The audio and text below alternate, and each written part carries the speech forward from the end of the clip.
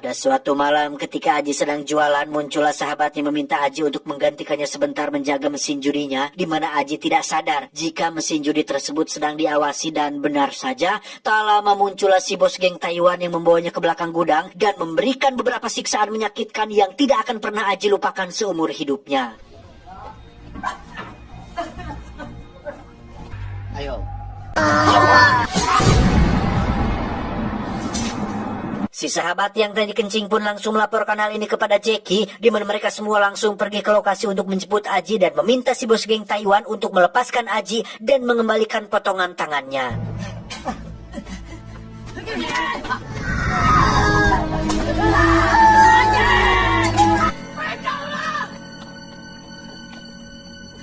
Dari semua film action dan fun yang pernah dimainkan oleh Jackie Chan, baru pertama kali saya melihat betapa sedihnya hati Jackie sampai-sampai meneteskan air mata tatkala melihat kondisi adik sekampungnya yang terluka dan tak berdaya, yang ketika rekan-rekannya meminta untuk balas dendam, Jackie berusaha untuk meredam emosi semua orang untuk jangan bertindak gegabah.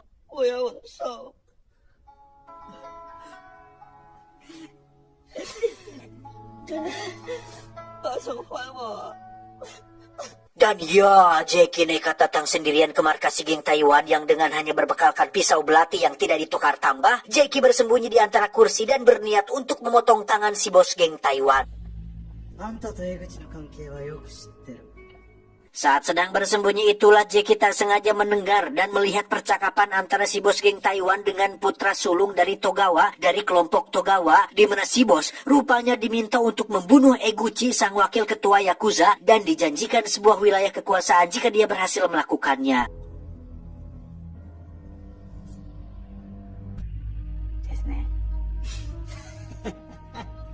Tak lama setelah putra sulung Togawa pergi, muncullah Eguchi yang diminta untuk masuk sendirian ke dalam, yang ketika sedang berbicara masalah bisnis, bos geng Taiwan pelan-pelan memundurkan kursinya untuk mengambil golok dan langsung menyerang Eguchi saat itu juga. Ketika Eguchi terjatuh dan sudah tidak memiliki kesempatan untuk selamat, saat itulah dia melihat Jackie bersembunyi di balik kursi yang ketika si bos akan membunuhnya, tiba-tiba...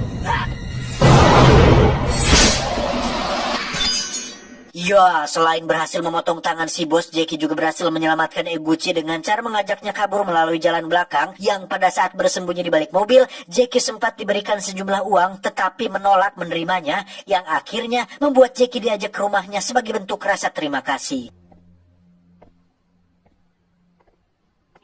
Setelah bertahun-tahun tidak bertemu, Jackie akhirnya bisa berjumpa lagi dengan sang mantan yang kini sudah memiliki seorang anak perempuan hasil dari pernikahannya dengan Eguchi. Di situ sang mantan membantu menerjemahkan apa yang dikatakan oleh Jackie, terutama saat dirinya menjadi saksi ketika putra sulung Togawa datang ke sana sebelum kedatangan Eguchi, sehingga Jackie meminta Eguchi untuk hati-hati karena sepertinya ada musuh dalam selimut yang berusaha menumbangkan kekuasaan dia dan ketuanya.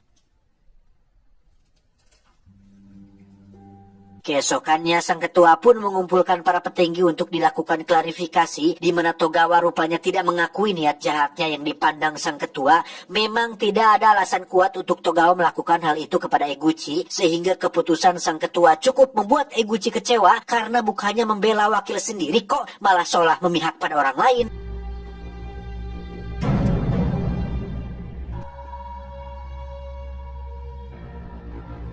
Kecewa pada sikap ketuanya, Eguchi pun menemui Jackie untuk meminta bantuan sekaligus memberikannya pekerjaan, di mana Jackie diminta untuk membunuh dua orang. Pertama, sang ketua Yakuza alias ketuanya sendiri. Kedua adalah Togawa dari kelompok Togawa. Eguchi jelas tidak bisa menyuruh anak buahnya sendiri untuk melakukan pekerjaan ini karena siapa yang mau dan berani membunuh sang ketua Yakuza?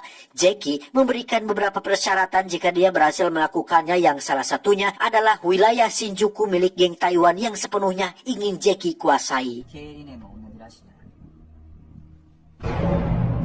Ditemani Eguchi masuk ke kantornya, Jackie langsung menikam sang ketua Yakuza tepat di hadapan Eguchi sendiri, yang kabar tersebut jelas membuat ajudan dan anak buahnya emosi, lalu melakukan serangan kepada kelompok Togawa yang di tengah situasi genting dan krusial ini.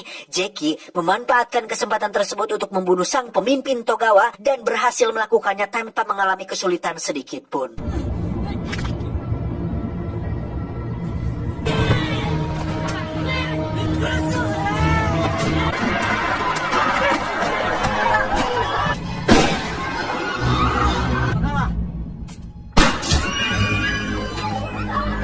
般市民の生命と財産にまで脅威は Berkat kontribusi besar yang diberikannya, Jackie kini menjadi seorang pendamping yang selalu memilu kemanapun Eguchi pergi, salah satunya saat menemui para sesepuh yang menunjuk Eguchi sebagai ketua Yakuza yang baru. Ketika Eguchi menyuruh ajudannya untuk memberikan wilayah Shinjuku kepada Jackie, di situ sang ajudan merasa agak keberatan dengan keputusan tersebut karena selain Jackie bukan orang Jepang, dia juga orang baru di dunia kriminal. Tetapi karena ini adalah perintah sang ketua Yakuza, sang ajudan pun tidak memiliki pilihan lain selain dengan resmi memberikan wilayah Shinjuku pada seorang aktor yang tidak pernah memakai stuntman ini.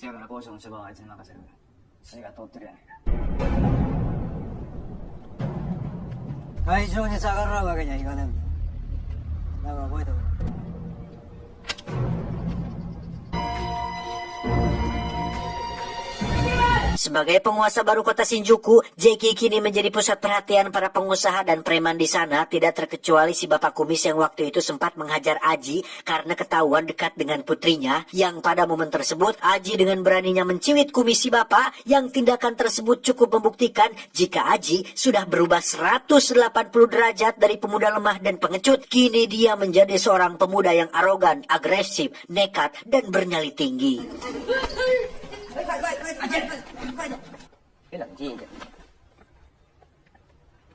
Memikul tanggung jawab besar tidak membuat Jackie menjadi gelap mata dan gila kekuasaan, di mana Jackie justru memberikan tugasnya kepada Asep dan Samsul untuk mengurusi semua urusan di kota Shinjuku ini, sedangkan dirinya akan melakukan pekerjaan yang disukainya, yaitu bisnis jual beli traktor bersama Lily kekasihnya. Sementara untuk Aji, dia diberikan sebuah tugas untuk mengatur para imigran yang baru datang ke negara Jepang. 以后你说了算。试试看，记住，团结。谢谢各位。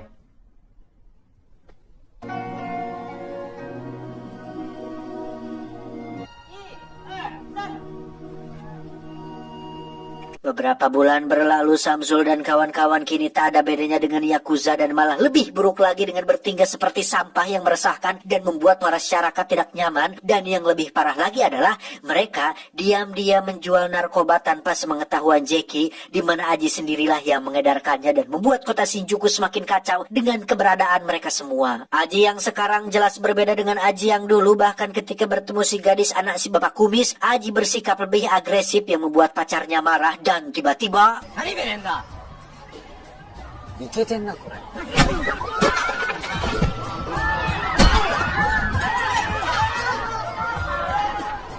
kekacauan dan ketidakteraturan di kota Shinjuku membuat para tetua Yakuza menjadi gusar karena Eguchi seolah membiarkan dan lepas tangan dari tanggung jawab dan keputusannya, sehingga tetua meminta pertolongan pada putra sulung Togawa untuk menyelesaikan masalah ini dengan cara melengsarkan kepemimpinan Eguchi yang rencana ini rupanya didukung langsung oleh ajudan dan anak buahnya sendiri yang tidak setuju dengan keputusan Eguchi yang membiarkan orang Cina menguasai kota Shinjuku.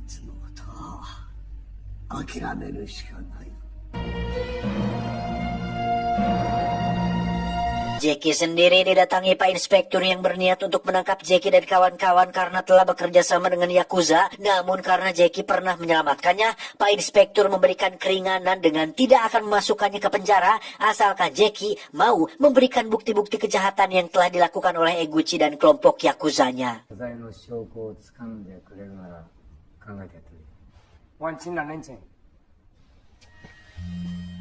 Malamnya Jackie langsung kembali ke Shinjuku dan tempat pertama yang dia datangi adalah bar tempat usaha mereka semua, yang di situ terdapat beberapa pendatang baru yang berisik dan membuat rusuh, yang ketika Jackie menegurnya, mereka malah menyerang balik dan berniat untuk mengeroyoknya.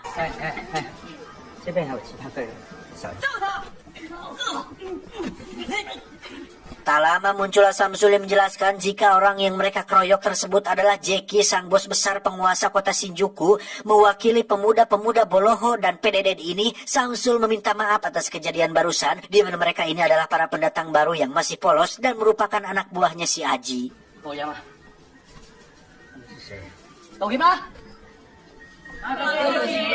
Di sisi lain, kita akan melihat Eguchi mendatangi markas si Aji untuk meminta bantuan. Setelah semua anak buahnya mengkhianati dirinya, Eguchi menjanjikan wilayah kekuasaan yang lebih besar apabila Aji bisa membunuh para tetua Yakuza dan putra sulung dari Togawa.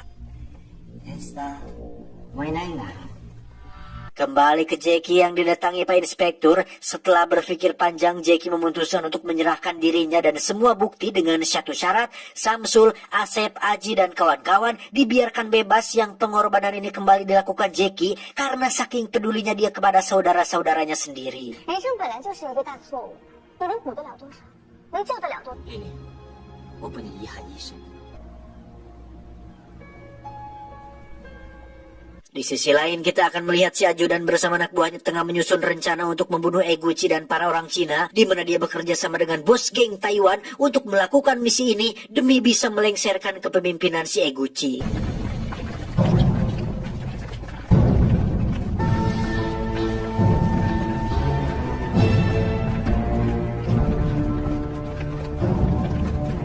Di waktu yang bersamaan, Jeki dan Pak Inspektur pun mendatangi markas yang kebetulan di situ semua orang sedang berkumpul termasuk Eguchi. Jeki meminta mereka semua untuk keluar dari bisnis ini karena polisi sudah mengendus kejahatan mereka semua. Bahkan Jeki sangat marah sekali saat mengetahui jika Samsul dan kawan-kawan telah melakukan bisnis narkoba tanpa sepengetahuannya. Yang dari situ terjadi perdebatan sengit tatkala Jeki merasa jika pengorbanannya selama ini seolah tak ada artinya bagi mereka semua. 走去搞正南正义，这家剑子被我们送花。你最好别管。你才是真正的鬼！你今天干嘛是为你们杀人，知道吗？别再说那说那个啊！你傻！跟警察一起还是自己人？ Saat sedang bertengkar itulah Samsul nekat mengambil pisau dan menggorok leher Asep. Rupanya Samsul adalah satu-satunya orang yang paling ambisius di antara mereka semua, sehingga dia berani membunuh saudaranya sendiri hanya untuk mempertahankan usaha dan posisinya saat ini. Dan ketika Samsul akan membunuh Jeki, tiba-tiba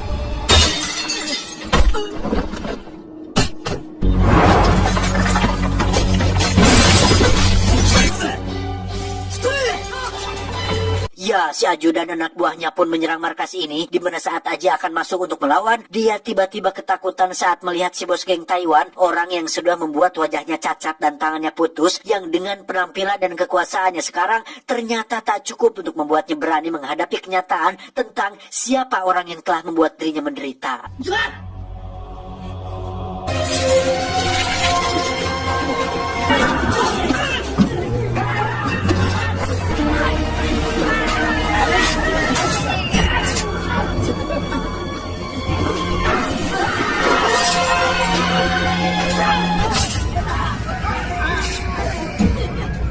Dari sini situasi pun berubah menjadi chaos di mana Eguchi mati oleh ajudannya sendiri, yang dalam detik-detik sekarat itulah Eguchi memberikan flash disk berisi semua kejahatan Yakuza dan berharap Jeki bisa memanfaatkan itu untuk menghancurkan kelompok Yakuza.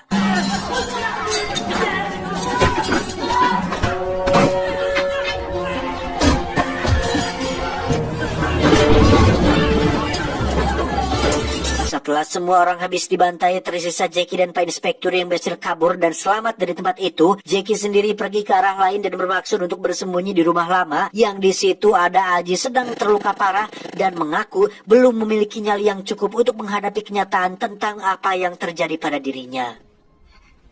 我还是个胆小鬼。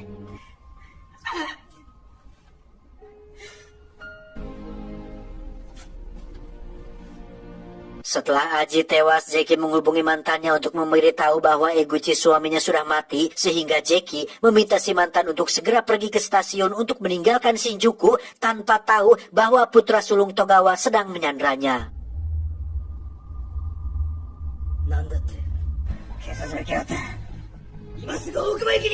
Dalam perjalanan ke stasiun itulah Jeki dihadang oleh si ajudan dan anak buahnya bermaksud untuk membunuhnya. Beruntung ada Pak Inspektur dan pasukan yang datang di waktu yang tepat. Namun meski begitu, Jeki tetap saja terluka hingga menimbulkan baku tembak di antara kedua kubu.